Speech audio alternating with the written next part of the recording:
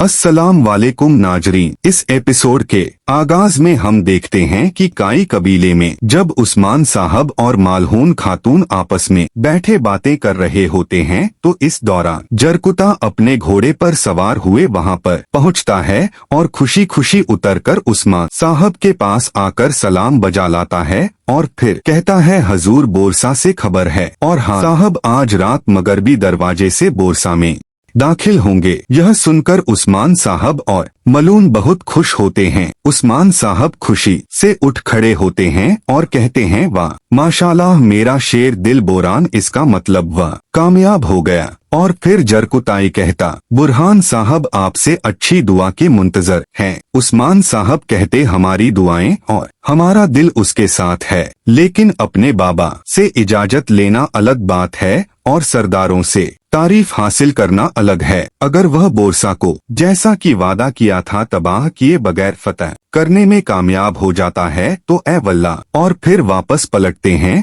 और थोड़ा परेशान होते हुए कहते, अगर वह नाकाम हो गया तो। जबकि दूसरी जानब बोरसा में हम देखते हैं कि रात का वक्त हो जाता है। बुरहान साहब और उनके तमाम जानबा सिपाही बोरसा के मगरबी दरवाजे पर हमला करने के लिए पहुंच चुके होते हैं। शाहीन साहब और बाकी तमाम सरदारन भी वहीं पर मौजूद होते हैं और सब अंदर से बोरान की जानिब से खबर और इशारे का इंतजार कर रहा होता है कि कब वह दरवाजा खोले और हम सब किले के अंदर दाखिल हो। जबकि किले के अंदर बोरान आहिस्ता आहिस्ता दरवाजे की जानिब बढ़ रहा होता है। दरवाजे की जानिब आते हुए सिपाही को देखकर वहां मौजूद महाफज कहते हैं, कहाँ जा रहे हो? तुम कौन हो? मैंने तुमसे कहा कि कहाँ जा रहे हो? और सब चुकन्ने हो जाते हैं। बुरान एकदम उनके पास पहुंचकर अपनी तलवार से उन पर हल्ला बोल देता है और अपनी तलवारों से उन्हें काट डालता है। सबको जहन्नुम वासिल करने के बाद दरवाजे में मौजूद फट्टे को निकाल देता है और दरवाजा खोल देता है। जबकि बाहर बैठे उरहान साहब, शाहिन साहब और अलाउद्दीन साहब चुकने हो जाते हैं। यह सारा मंजर देखकर खलील कहता है, हजूर बोरान साहब कामयाब हो गए हैं। और फिर उरहान कहता, मेरे इशारे का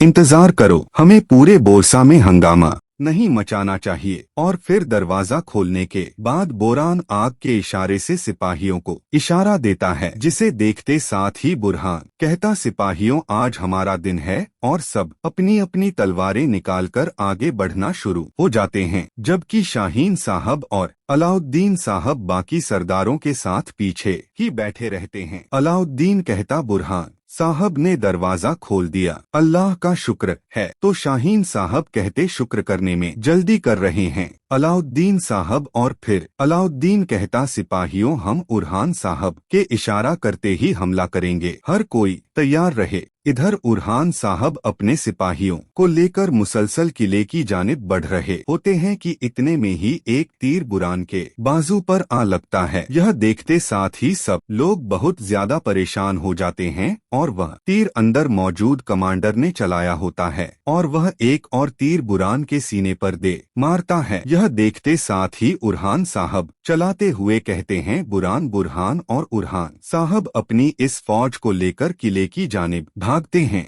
यह देखकर पीछे मौजूद सिपाही भी जब उठने लगते हैं तो अलाउद्दीन कहता है, रुक जाए, हम इशारे का इंतजार करेंगे। जबकि अंदर बुरान काफिरों को देखकर कहता है, यहाँ आओ काफिर कुत्ते, और अल्लाहू अकबर का नारा बुलंद करता है और आगे बढ़ता है और बाजनी सिपाहियों से लड़ना शुरू कर देता है। क्योंकि बोरसा के कमांडर और तय तकफूर को बुरहान साहब के हमले का पहले से ही मालूम था, जो कि गद्दार बोरा सरदार ने उन्हें आकर बताया था। इसी दौरान हम देखते हैं कि उरखान साहब भी अपनी फौज के हमरा किले के अंदर दाखिल हो जाते हैं। जबकि बाजंतनी सिपाही बुरान को पकड़कर अंदर की जानिब ले जाना शुरू कर देते हैं। बाजतीनी सिपाही पहले से ही हमले के लिए तैयार होते हैं। काई फौज जैसे ही किले के अंदर दाखिल होती है तो वह उन पर गर्म तेल अंडेलना शुरू कर देते हैं। पूरा किला मैदान जंग में तब्दील हो जाता है। बुरहान साहब ताबड़तोड़ बाजतीनी सिपाहियों पर हमले कर रहे होते हैं, लेकिन बाजतीनी सिपाही बड़ी तादाद में मैदान में आ रहे होते हैं। जबकि दीवारों पर मौजूद बाजतीनी सिपाही काई सिपाहियों पर गर्म तेल और तीर बरसा रहे होते हैं। गर्म तेल गिरने की वजह से काई सिपाही झुलसना शुरू हो जाते हैं। जबकि खलील और दुमल साहब भी बहादुरी के साथ बाज़नियों का मुकाबला कर रहे होते हैं। उरहान साहब भी अपने सामने आने वाले हर एक को मौत के घाट उतारते ही चले जा रहे होते हैं, क्योंकि उन्हें हमले का पहले से ही मालूम होता है, इसलिए वह पहले से ही पूरी तरह से तैयार थे। उरहान साहब और काई फौज जाल में फंस गई होती है। दीवारों और फसलों पर मौजूद बाजंतनी सिपाही मुसलसल उन पर तीर बरसाते ही चले जा रहे होते हैं। अपने आप को घात में फंसा हुआ देखकर बुरहान साहब सिपाहियों से कहते हैं, चलो वापस चलो। यह कहते साथ ही वह जैसे ही वापस मुड़ते हैं तो दरवाजे नीचे गिरा दिए जाते हैं। दोनों अतराफ के दरवाजे जब नीचे गिरते हैं तो दरमियान में काए सिपाही फंस जाते हैं। उरखान साहब भी बीच में ही फंस चुके होते हैं। यह देखकर वह परेशान हो जाते हैं, जबकि बाहर मौजूद अलाउद्दीन साहब और शाहीन साहब बाकी सरदारान के हमरा भी बहुत ज्यादा परेशान हो जाते हैं। और फिर उरहान साहब अपने सिपाहियों से कहते हैं, यहाँ आओ। एक सिपाही जैसे ही आगे बढ़ता है तो अपने पाँव को नीचे से कुछ महसूस करता है तो कहता है, उरहान साहब यह जाल है कि। इतने में ही वहाँ पर एक जोरदार धमाका होता है और वह धमाका इतना शदीद होता है कि पूरा किला लड़ जाता है। उस आग की वजह से बहुत से काए सिपाही झुलसना शुरू हो जाते हैं। वहाँ मौजूद तकरीबन तमाम काए सिपाही आग में झुलस रहे होते हैं और उरहान साहब बेचारगी की हालत में अपने सिपाहियों को अपनी ही आंखों के सामने झुलसता हुआ देखते हैं। यह सारा मंजर देखकर पीछे बाहर मौजूद अलाउद्दीन चीखते हुए कहता है, सिपाहियों लोहे की सलाखें लाओ, जल्दी करो। और सब लोग अल्लाहू अकबर का नारा बुलंद करते हुए किले की जानिब दौड़ पड़ते हैं, जबकि अंदर किले में उरहान साहब अपने सामने अपने ही सिपाहियों को मरता हुआ देख रहे होते हैं। सबको आग लगी हुई होती है, हर चीज चल रही होती है। उरहान साहब एकदम साकन हो जाते हैं, उनके ओसान खता हो जाते हैं, उन्हें कुछ भी समझ नहीं आ रहा होता। उनके बाजू पर भी आग लगी हुई होती है कि एक का सिपाही भागता हुआ उरहान साहब के पास आता है और कहता है, हुजूर आपको आग लगी है, और उनके बाजू पर लगी आग को बुझाता है। और फिर इतने में ही अलाउद्दीन साहब शाहीन साहब अपनी फौज के हमरा जैसे ही किले के दरवाजे तक पहुंचते हैं तो फसीलों पर मौजूद बाजतीनी सिपाही उन पर तीर बरसाना शुरू कर देते हैं। तमाम काई सिपाही अपनी ढालें उनके सामने करते हैं और अपने आप को बचाते हैं, लेकिन बड़ी तादाद में उन पर तीर बरस रहे होते हैं। काए सिपाही उरहान साहब और बाकी फौज को बचाने के लिए आगे भाग रहे होते हैं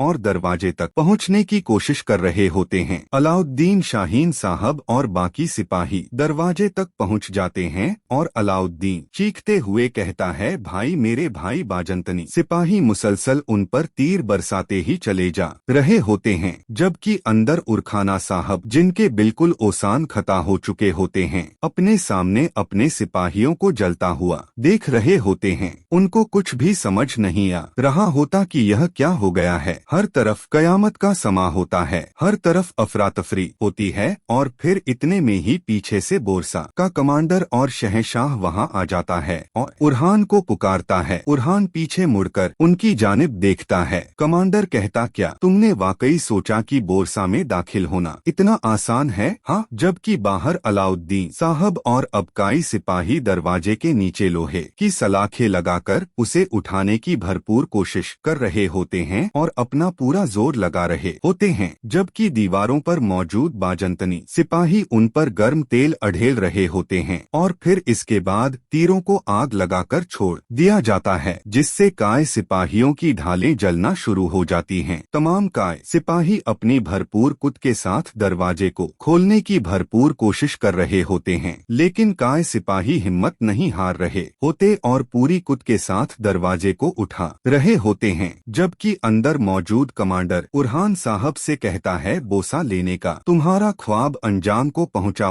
उरहान साहब निहायत गुस्से के साथ उन्हें देख रहे होते हैं और फिर दुमल और खलील अपने सिपाहियों के हमरा उरहान को पकड़कर पीछे करता है और कहता है, हुजूर हमें जाना होगा, पीछे हटें। उरहान साहब गुस्से और घमंडी अंदाज में कहते हैं, तुम्हारा डरावना सपना अभी शुरू नहीं हुआ। कई सिपाही उरहान को पीछे कर लेते हैं। यह देखते हुए कमांडर कहता है, उम्मीद है तुम्हें तुम्हारा सबक मिल गया ओरहान। और फिर टेकफुर कहता है, यह सबसे खूबसूरत नजारा है जो मैंने अपनी जिंदगी में देखा है। और फिर इसी दौरान हम देखते हैं कि काई सिपाही थोड़ा सा दरवाजा उठाने में कामयाब हो जाते हैं और सारे काई सिपाही जो अंदर फंसे हुए होते हैं एक एक करके नीचे से गुजरना शुरू हो जाते हैं। और फिर खलील बालाबान से कहता है, बालाबान इस बाइजेंटाइन कमांडर को ले लो। तो काई सिपाही उस बाइजेंटाइन कमांडर को लेकर दरवाजे के नीचे से धकेलते हुए बाहर ले आते हैं। और फिर उसके बाद ओरहान साहब और काई सिपाही एक एक करके दरवाजे के नीचे से निकल आते हैं। यह सारा नजारा देखकर टेकफुर और कमांडर अंदर ही अंदर बहुत ज्यादा खुश होते हैं। जबकि इसी दौरान हम अगले सीन में देखते हैं कि ओरहान साहब बेहद गुस्से के साथ वापस करारगाह पहुंचते हैं और अपने खेमे में आते हैं। बुरहान साहब क्योंकि शिकस्त से दो चार हो चुके होते हैं और उनके बेशुमार सिपाही शहीद हो चुके होते हैं और वह उस लम्हे को याद करते हैं जब किले के अंदर जोरदार धमाका हुआ था और उनकी आंखों के सामने उनके सिपाही जल रहे थे और मर रहे थे। यह नजारा सोचने के बाद वह एकदम मेज को उलट देते हैं और गुस्से से पागल हो रहे होते हैं। इसी दौरान दुमरुल साहब और एक और सरदार उस्मान साहब के पास आता है। दुमल साहब कहते हैं, हुजूर नाकाबिले शिकस्त जात सिर्फ अल्लाह की है। और फिर दूसरा सरदार कहता है, आप सिर्फ हमारे सरदार नहीं, हमारे बाबा, हमारे भाई भी हैं। हमारी जान आप पर कुर्बान हो। अगर आप अपना गुस्सा निकालना चाहते हैं तो मेरे इस जिस्म पर निकालें, आपके हाथ में चोट लगी है। तो ओरहान साहब कहते हैं, ए बहादुर दुमल, ए बहादुर बालाबान, तुम सब मेरे साथी हो, ए वल्लाह। और फिर बालाबान कहता है, हम मायूसी में पड़ने की बजाय इस मिट्टी में मिलना पसंद करेंगे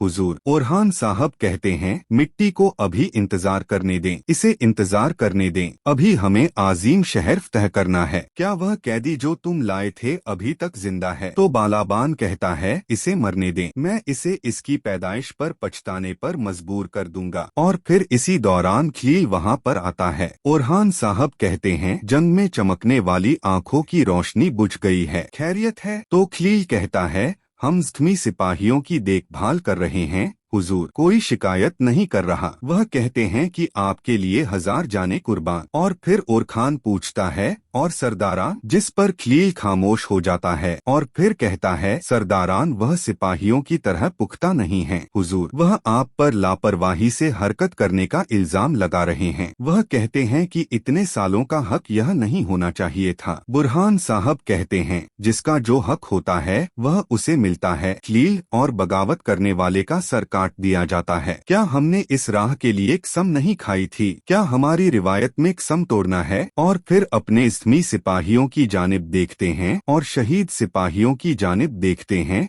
जिन पर कफन पहनाए जा रहे होते हैं। उन्हें देखते हुए ओरहान साहब कहते हैं, इन्ना लिल्लाही व इन्ना इलैही राजिऊन। और फिर अपनी तलवार म्यान से निकालते हुए कहते हैं, जब एक तुर्क को गुस्सा आता है तो क्या तलवार म्यान में रह सकती है? यह सुनते ही बाकी तमाम सरदार भी अपनी अपनी तलवारें निकाल लेते हैं और कहते हैं, अगर रहें तो हम मिट्टी की तरह बिखर जाएं। ओरहान साहब कहते हैं, क्या हम हाथ पर हाथ धरे बैठे रहेंगे जब इंतकाम की आग भड़क रही हो? तो खलील और बाकी सरदारान कहते हैं, अगर हमें बैठे देखो तो हमें हमारी खून से रंगीन तलवारों से काट दिया जाए। और फिर ओरहान साहब कहते हैं, वह मुझे बुरसा लेने से नहीं रोक पाएंगे। बुरसा मेरे दादा और तुगरुल और मेरे बाबा उस्मान का ख्वाब है। अगर हम इस ख्वाब को पूरा न कर सके तो अल्लाह की लानत हो हम पर, अल्लाह हमारा हामी व मददगार हो। तो सब कहते हैं, आमीन हुजूर। बुरहान साहब कहते हैं, अब जाओ और उस कमांडर से बात करो, जो कुछ भी वह जानता है मालूम करो, इंतकाम में देर हमें जीब नहीं देती। चलो। तो बाकी तमाम सरदार वहाँ से रवाना हो जाते हैं। और नाजरीन, इसी जगह पर एपिसोड खत्म करते हैं। मिलते हैं बहुत ही जल्द अगले एपिसोड के साथ। वीडियो को लाइक कर दें और जिन दोस्तों ने अभी तक चैनल सब्सक्राइब नहीं किया वह जल्दी से चैनल सब्सक्राइब कर दें और बेल आइकन यानी घंटी वाले निशान को भी प्रेस कर दें ताकि आने वाले एपिसोड्स आपको बआसानी मिल सकें। दुआओं में याद रखें। अल्लाह हाफिज।